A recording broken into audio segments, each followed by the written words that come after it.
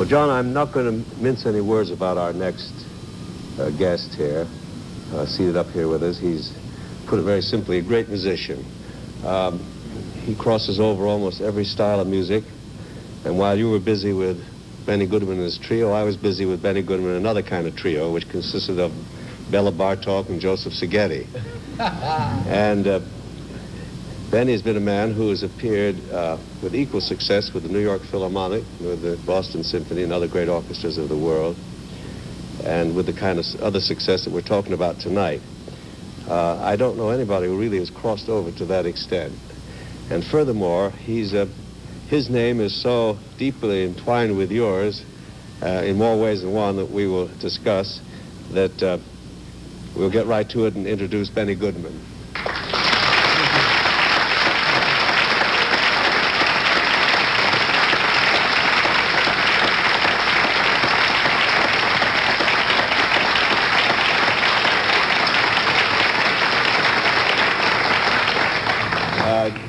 You want to explain what I meant by being... I sure Well, I can explain that. I tell you, somebody better explain it. John knows an awful lot about talent, you know. Yeah. Terrific. And he was even clever enough to introduce me to his sister, who I've been married to for the last 31 years. That's right. That's it.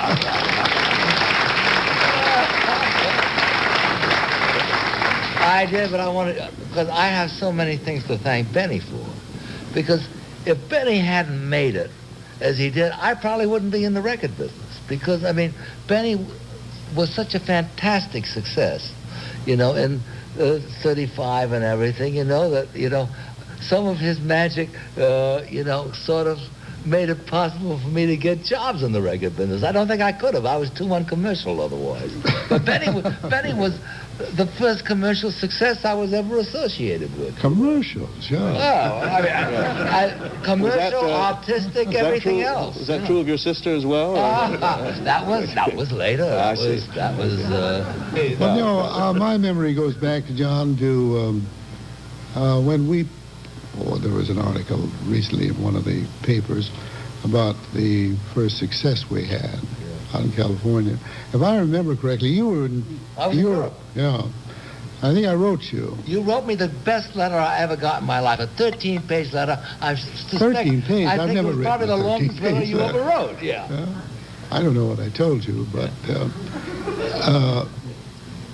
it's interesting that, well, if you're going to say so, if I'm going to say so, history sort of gets confused occasionally.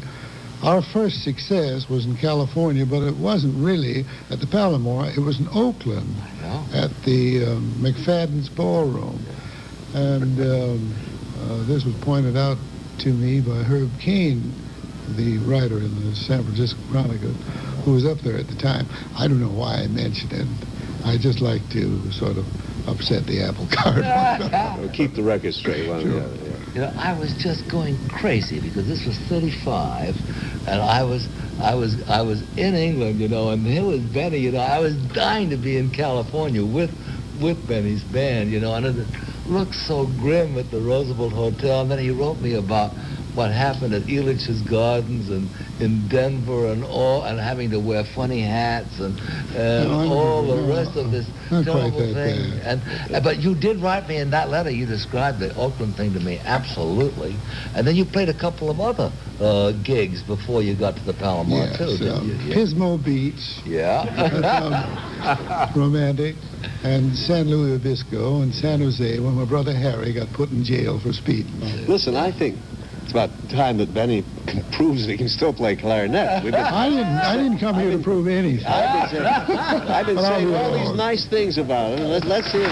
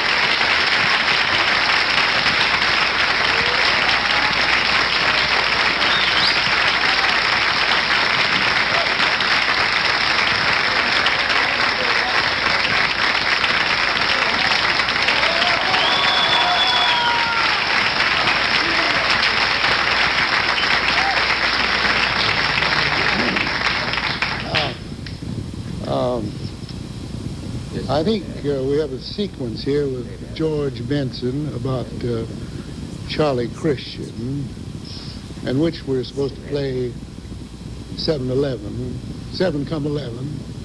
I think we can do it right now, and you can tuck it in. Can't